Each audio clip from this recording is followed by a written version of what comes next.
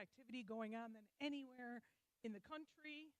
I'll just do a very fair trade is what it sounds like. It's using business as a force for good. Most trade is terribly exploitative. The and trade is a huge impact on the world. The world has really been shaped by trade. Colonialism has all been about trade and getting resources from one country to enrich other countries. And fair trade is the opposite of that. Fair trade is using business as a force for good. It's paying workers fairly, building long-term relationships with the people who make and extract and produce things that we all consume every day. And sadly, it's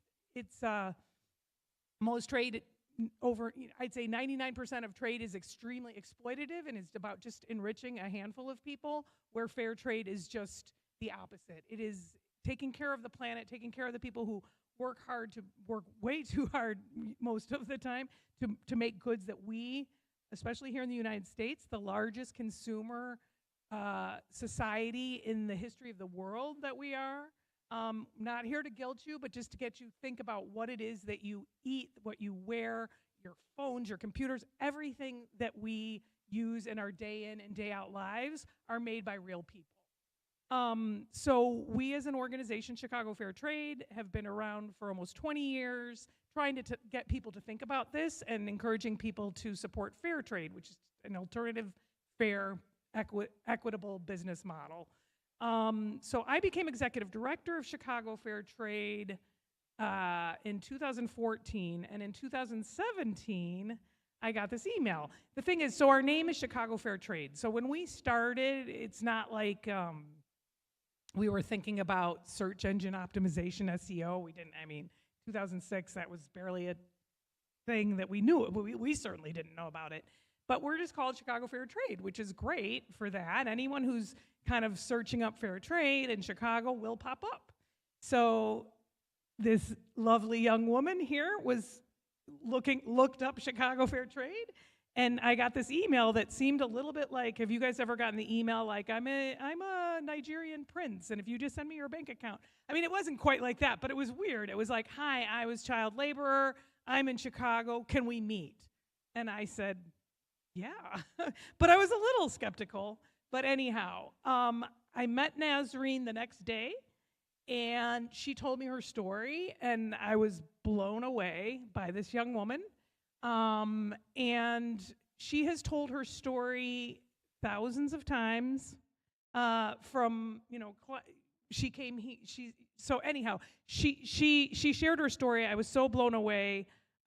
This was in August of 2017. We had our big fundraiser coming up and gala where we celebrate all things fair trade in November, and I invited Nasreen to come back and speak at that event, and we were also on the radio. So we were on WBEZ, which is Chicago's national public radio station affiliate, and fortunately for us, Ms. Boyle, who's a busy woman, literally whenever we come here, we have to like run along with her. She's running from one spot to another, doing amazing things. And for some odd reason, she actually was sitting down for lunch that day and turned on WBEZ and caught the last 5 minutes of Nasreen speaking. And she was blown away by this story that you're about to hear. And she frantically looked up the email for the host who was hosting us on his show, Jerome McDonald, who had a wonderful show called Worldview that talked about global local connections. And she said, I didn't even catch her name, but that young woman has to come to Whitney Young and speak. And before I even had left WBEZ broadcast from Navy Pier, before I'd even left their offices in Navy Pier, the host from that show said, sure, here's Catherine Bissell Cordova. And I was like, Whitney Young High School, yes, we'd love to have Nasreen. And the next day, Nasreen came and spoke from this very room. And everyone was so moved that the next day, they decided to form the Fair Trade Club.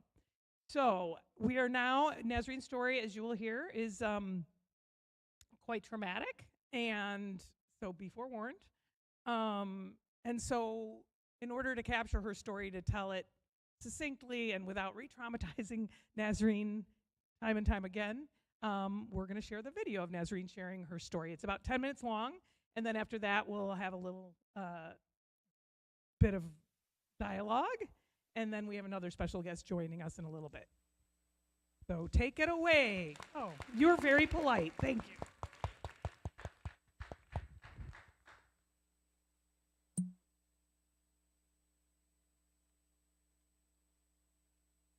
I'm a child labor survivor and forced marriage survivor. My name is Nasreen Sheikh. I come from very rural village on the border of India and Nepal. Most of the people are undocumented, which means like the people who born there or die there, there's no birth certificate. So because of that, I also don't know how old I am. I can guess 25, 26, 27 years old. My village was completely male-dominated society, and I saw my aunt being murdered for speaking up for herself, and I witnessed my 12-year-old sister being forced into marriage. And my mom, she said that this is what happened to me, this is what is happening to your sister, and someday it will happen to you. I chose to run away the village because I did not want it to be forced into marriage. One of my cousin who was working in the sweatshops, he took me from the village to Kathmandu when I was around 9 or 10 year old. When I came to the sweatshop for the first time, they teach me how to do the stitch just straight, and then I was keep practice. I would do the brooming and I would wash the dishes or collecting the water, but mostly in the machine. And my machine was like higher than me, so we had to put other stack of clothes so I could fit in the machine. It took me almost 2 months to look out of the window because I was so scared. I come from like such a small village, and then all of a sudden I'm in the big city. It gave me a shock. In the sweatshop, 6 of us, 4 of them were adult, lived, worked, slept in 10 by 10 room without bed or bathroom or having access to even clean drinking water. We were paid less than $2 and forced to work almost 12 to 15 hours a day. We had piles of orders, like 500 pieces, 600 pieces, and we needed to finish that on time. And if we did not finish, we will not get paid at all. So for that reason, we had to wake up sometime 4 a.m., 5 a.m. and work all the way to midnight, and still the pile of clothes will be not finished. We didn't had any day off, like 7 days work, like one order will come and the second order is coming back. Seamlessly connect to any smartphone with Intel Evo laptops.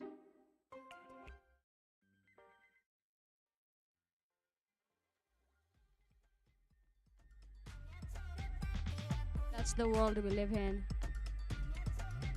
Back again, it was like cycle. Sometimes we also would die. My hand would stay black almost for a week, and then I would put kerosene in my hand and try to take off that color. And then the kerosene stays like a smell when I would eat food. The rice and lentils were like very low nutrition food they gave, and my food, all of the dust of the clothes, like the little fibers will go into the food, and often I would pick up like that long threads from my food. So much chemicals are dyed in those clothes, and then eventually it gets discarded into the rivers and end up in the oceans also. It harms the earth too. Fashion is one of the most polluting industry in the world. I was not completing the whole piece. I was doing just one part, and label or tag was happening somewhere else. The designs were same, like fast fashion. Thousands of pieces being repeated on and on. Our part was to just stitch. My little fingers, they were like fast as machine, because I knew that in order to get a little bit of rest, I need to be fast. And that is when I felt like I was not a human. I felt like a machine. And I just hated those clothes. They were woven with the energy of my suffering. Many times when I was in the sweatshop, I would collapse onto the large bundle of clothes that I was making. Like I didn't even had a bed, and I would just daydream like where these clothes are going to, who is going to wear them. I started to talk to the shirt or the clothes that I was making, and talking to the shirt and saying, whoever will wear these clothes, I hope they can feel me. I hope they can feel my blood. I hope they can see my tears. Because as a young child, I just wanted to go to sleep, and it was not possible. And I tell people that, like, whoever is wearing those clothes, and some people are wearing those clothes right now, and they don't know. If you don't know where your clothes or where your things comes from, you might be consuming suffering. I want people to know where your things come from, so you don't have to consume suffering. After working 2 years in the sweatshop, it got shut down. The agent ran away with 2 months of our salaries, and rest of the other people who were working with me, they went to find work in another sweatshop, and I became in the daytime a street kid, and the sweatshop room in the nighttime, that was the place that I would come and sleep. And that is when I met complete stranger. He was a monk and he was living in Nepal, and this man became like my mentor, and he started to give me education how to read and write. And with that, I was able to seize my destiny. The sweatshop room, that space, that is where my teacher would come for like 1 or 2 hours and teach me. And at the same time, the machine that was left over, I started to use this machine, and whatever the skills that I have learned in the sweatshop, I started to make bags and purses. And instead of like selling to the agent, this time I was selling to the store, and that brought a little bit more income to my life, and then also gave me a dream that I can educate more women and girls who are just like me, who are working for the sweatshop, who are abandoned and disadvantaged by the societies. So I started to bring slowly these women and girls into that place, and I took a loan. And then with that loan, I bought like 1 machine, 2 machine, and then we were like 6 women. We started local women's handicraft shop, and that became the way to express our activism and what ethical fashion. I love to look to history when designing, and as it turns out, Kohler has this really rich history. And so the design team was like, we have all these catalogs, we have these looks like. That became like a hub, and all these people from all around the world started to come, and our story got published in 2012 in Forbes magazine. And we didn't even know what Forbes magazine is, because when you are focused in your mission, magic works, you know, and the people that you need, it comes to the life. In 2013, we built our Women's Empowerment Center. So far, we have trained over hundreds of women, and we are making sure everybody is being paid living wage. The working conditions are good. There's clean water. We have organic gardens, and that center is becoming a place for rest of the other society. As an example, this is how the workspace should be look like. Back in Nepal, even I am published in Forbes, and I'm running these businesses. My society in 2012, they tried to force me into marriage with a man I never met or talked once. But with the help of my friends and families and my teacher back then, I was able to survive that, and I was able to escape that. To the women, the girls who are listening and who are feeling they're not enough, they can't make that change, I want them to just take one step. My first one step was just to leave that village and be in the street. And when I was in the street, then I was in the bus. And then I had to climb through all this mountain to come all the way here. And it's just that little step that brings you to who you are and why you are here. In 2015, when I came to America and I walked to these major stores, that is when I realized, like, oh my God, people are buying without knowing what happens the other side. Right now, America is consuming 40% more than they used to consume 20 years ago. America imports $3.1 trillion of goods and services from all over the world, and that contains slavery. Our phone, the computer, the clothes, at what cost it is producing.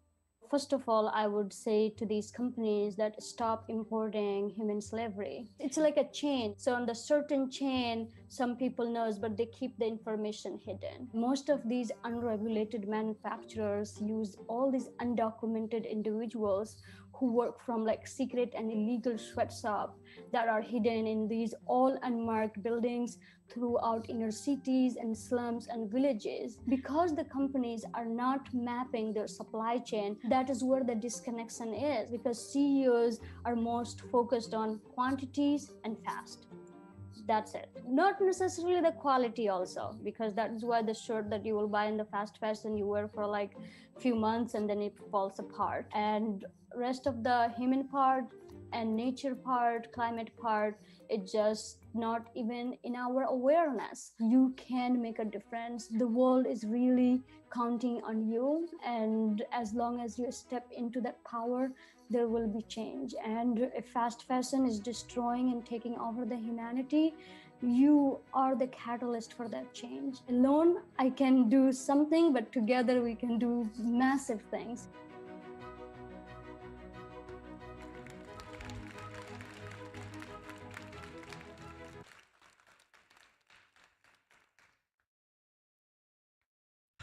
Anyhow, you know what's kind of funny? Like, I didn't bring my phone up here, and I was like, oh, I'll look at the clocks, but one clock says it's 2:45, and one clock says it's 8.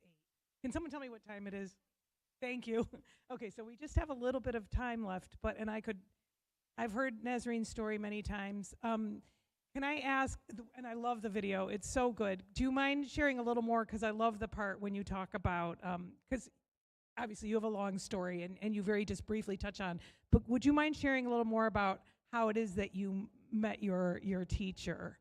Because I love that story. Do you mind sharing that? Yeah, no, thank you so much. Thank you to all of you for being here today. It means a lot. I speak 5 different languages, so it's amazing to see that video is there. And Catherine is the reason that I'm here, that I came to I came to Chicago and found this space and found this incredible organization. And there are lots and lots of story. And as I said, most of my childhood was stolen in slavery.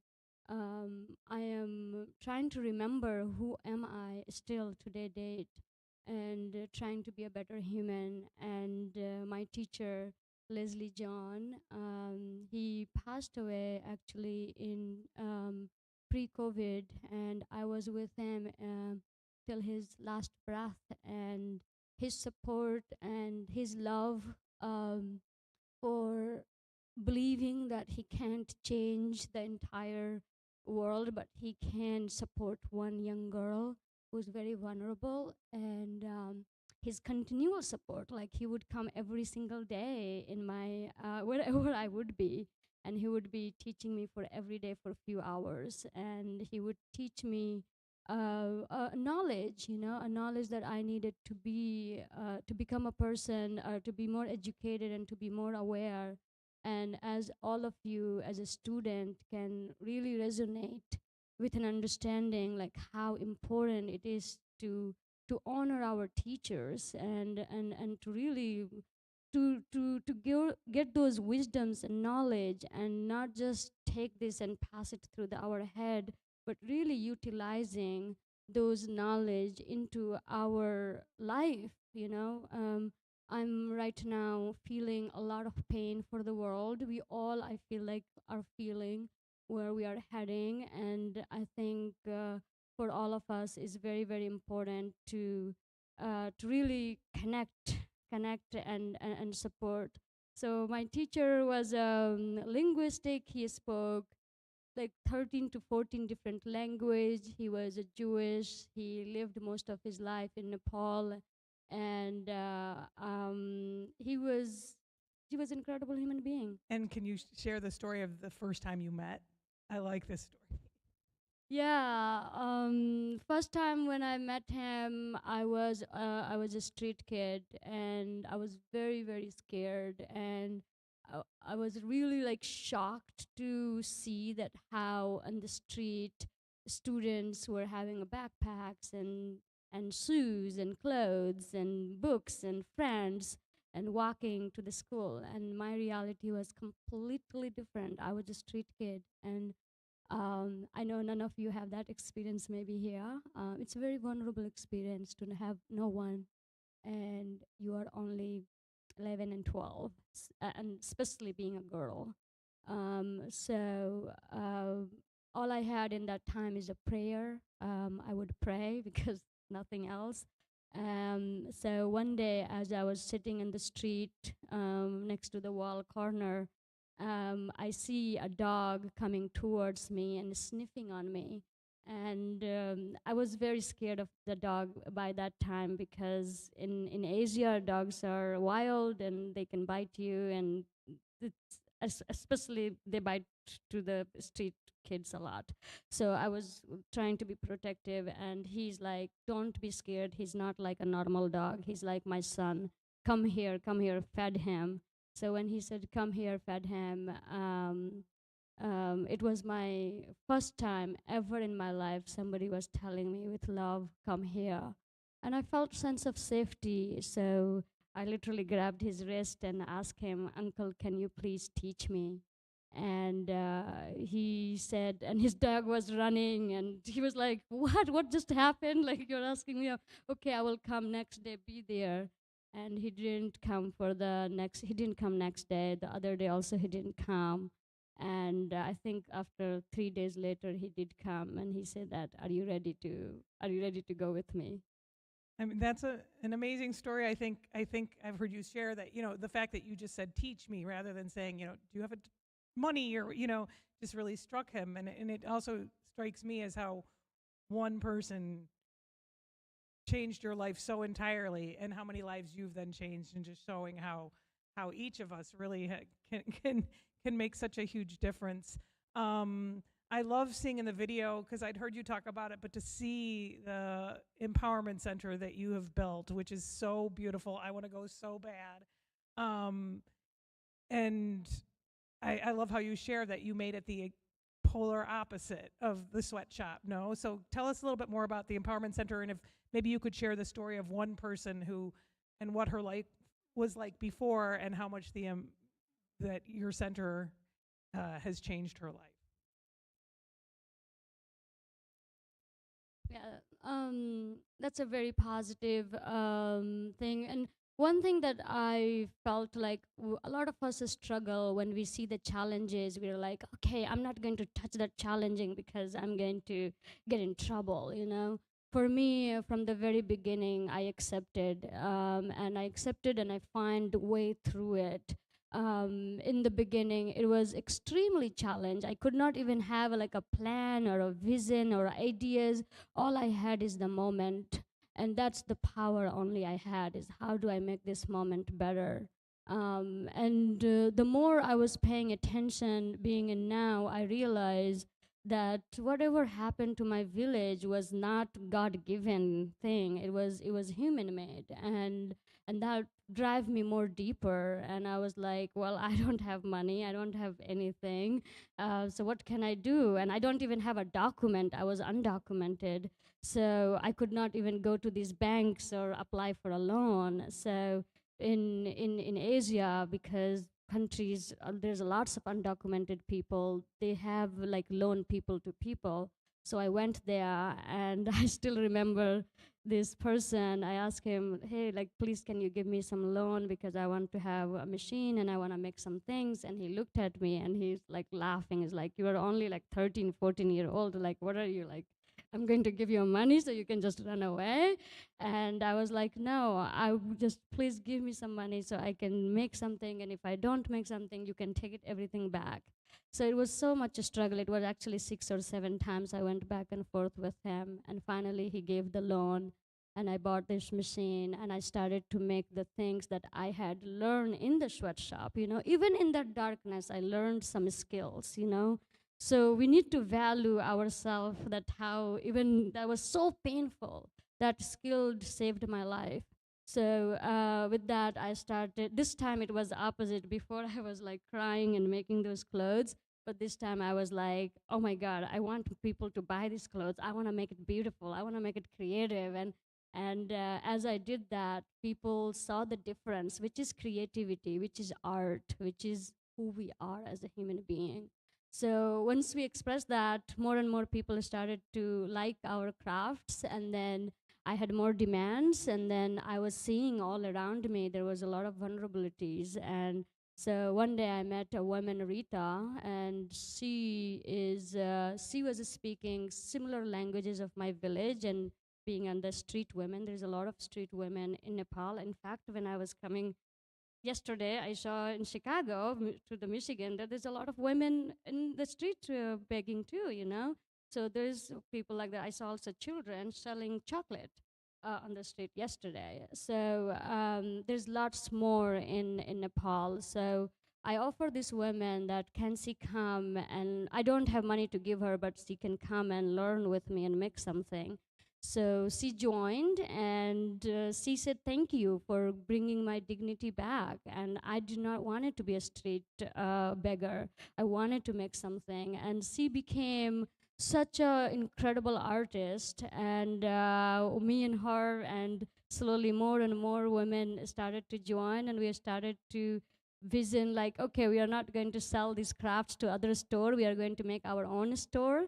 And in 2000, I think it was 2008, that's when we opened our first shop as a local women's handicraft. And since then, we have never stopped. And now we have a beautiful, beautiful artist space, I would say, where all these artisans are coming together and protecting the loom. Our looms are our knowledge. Those are our technology, you know.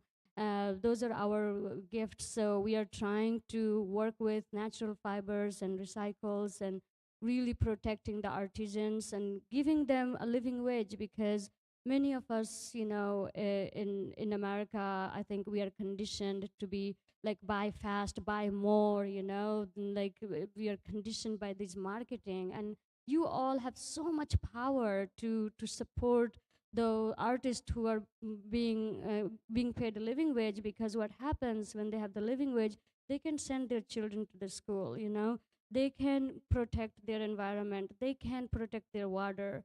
And so I feel like all of you, I don't know in this room how many of you know where your clothes come from, or the clothes that you are wearing.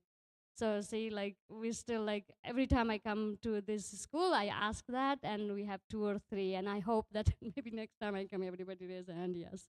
So yeah. Well, thank you. We're going to go to Q&A. I'm just going to say real fast, if you'd like to hear more from Nasreen, we're having an event tomorrow this is actually a kickoff today of a fair fashion week that Chicago Fair Trade has organized that was motivated by Nasreen's visit. So tomorrow we're going to have an event with her organization, the Empowerment Collective, Chicago Fair Trade, and it will be at the Climate Action Museum, which is downtown. It's a gorgeous space from 5 to 8. It's free for students. If you go to chicagofairtrade.org, you can find out more. Then we're also having a clothing swap this weekend.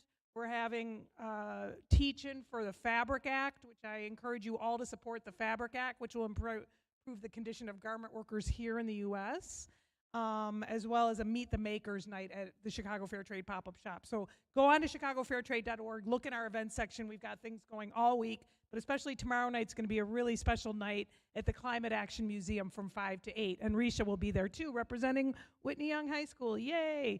And also just, I know it's a lot, that Nasreen's story is a lot, but I'd say raise your hand here if you've ever thrifted. Raise your hand here if you've ever given clothing to someone else or worn a hand-me-down. Okay, raise your hand if you've ever chosen to go to a local cafe instead of a Starbucks. Okay, you guys are already on your way. It's not just about buying. We're not buying our way out of this situation of fast fashion. And tomorrow the event, I'm very drawn to it for the human. I worked in human rights before, but I'm also the environmental impact of fast fashion. I'm sure you guys have heard. That gets more attention, I think, than the human piece of it. But yeah, the event tomorrow at the Climate Action Museum is threading the needle, the connection between clothing and climate. But I'm going to hand this over now to Ms. Boyle. All right, now I'm just going to put the microphone here. So if you have a question for Nasreen, come on up and you can ask her or Catherine a question. And also, those of you that are in our Chicago Fair Trade Club, the info for tomorrow's program is on our Google Classroom. Also, as Catherine said, you can just go on Chicago Fair Trade site.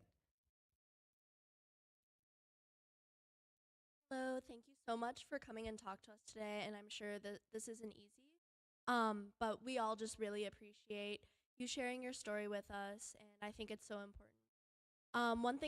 One of the things that Ms. Boyle is teaching us in global and local citizenship is about the concept of home, what home means to different people, and I know that you have been living in so many different places in so many different conditions. So I just wanted to know what home means to you. That's a really, really good question. It's it's very momentary. For me, because recently, most of my life I was undocumented, but recently I became U.S. citizen. So I am like,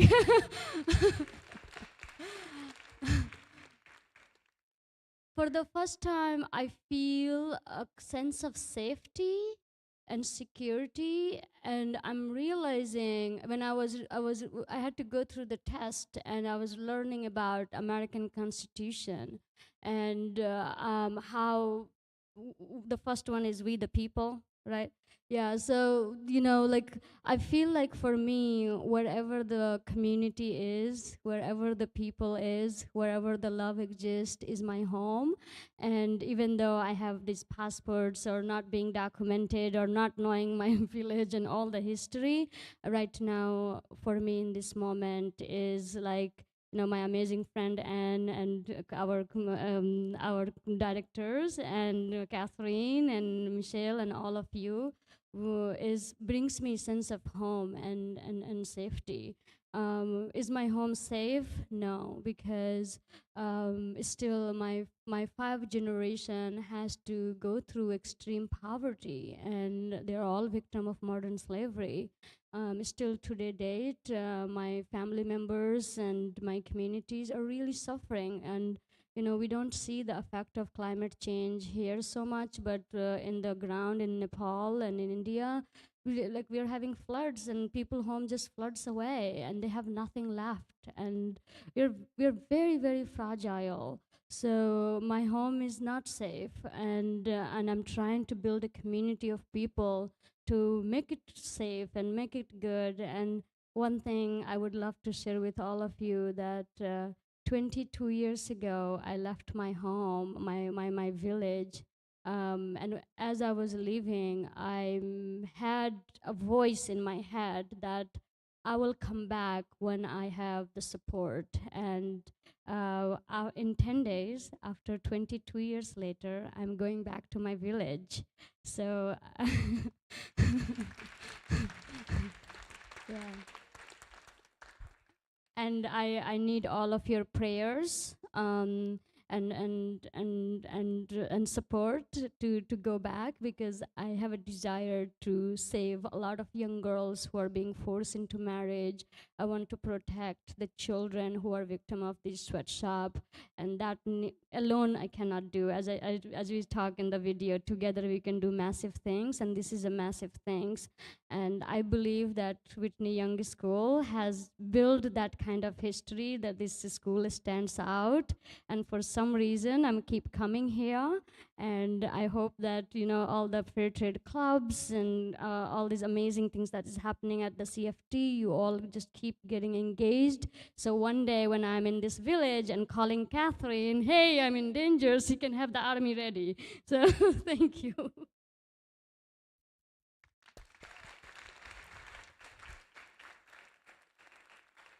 We have time for maybe one more question.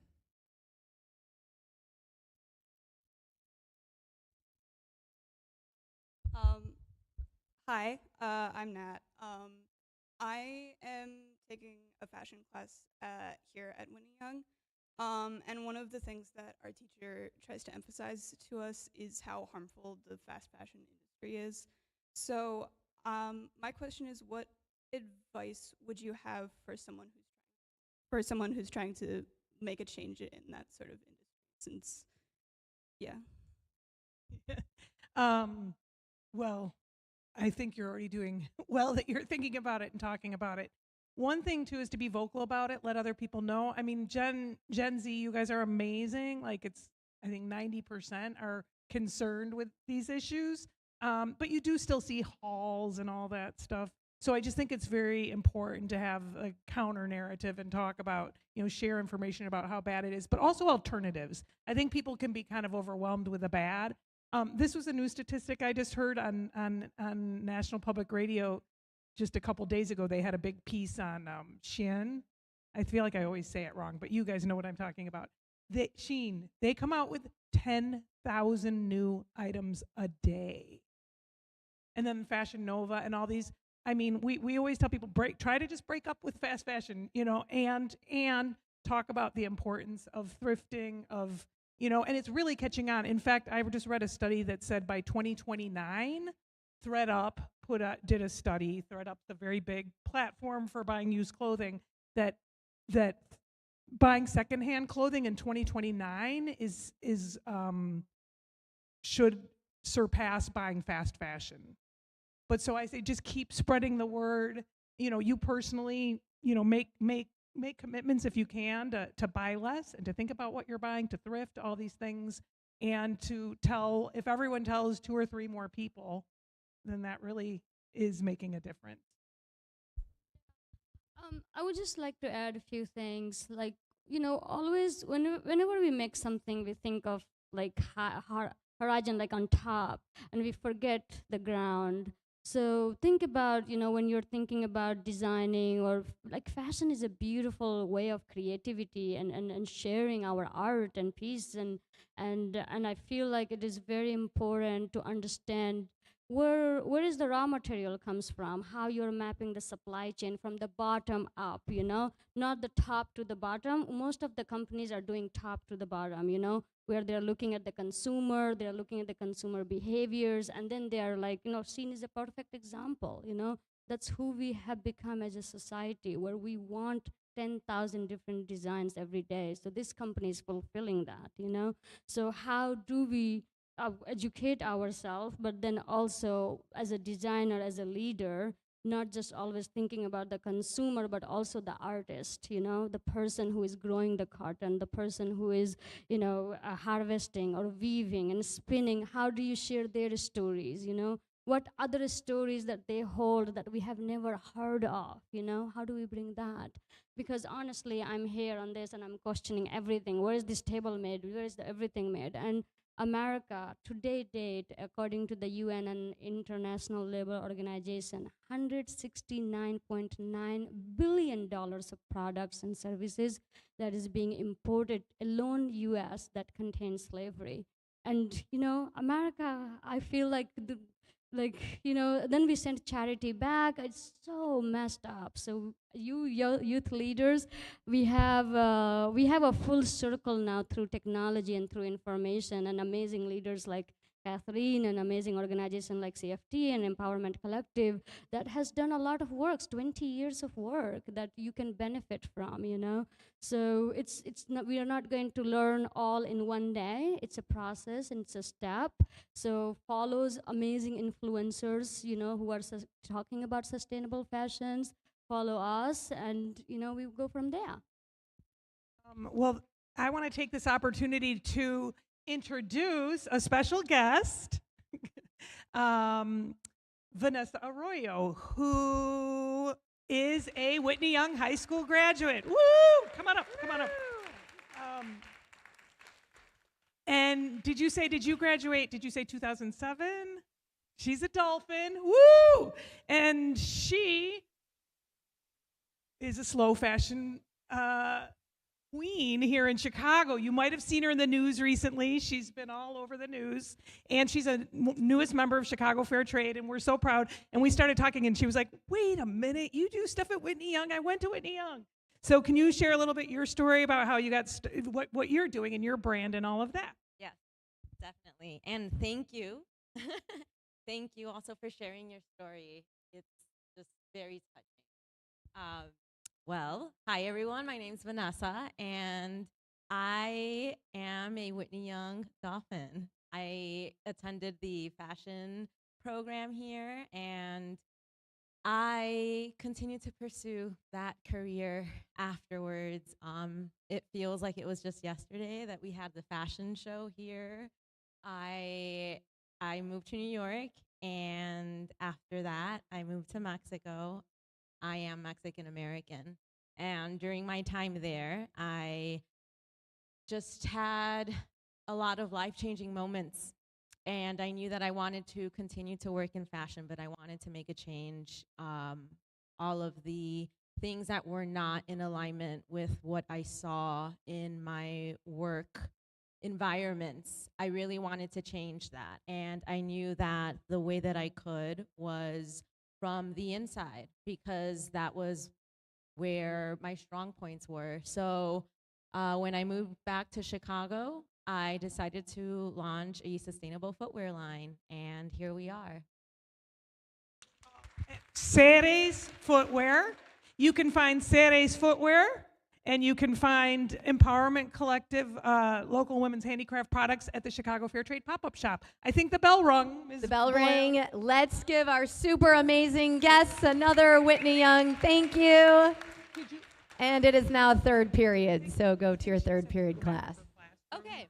Okay, cool. Look at all these small women that are like, I was like, I feel like an Amazon. Yeah, Nasreen. I know.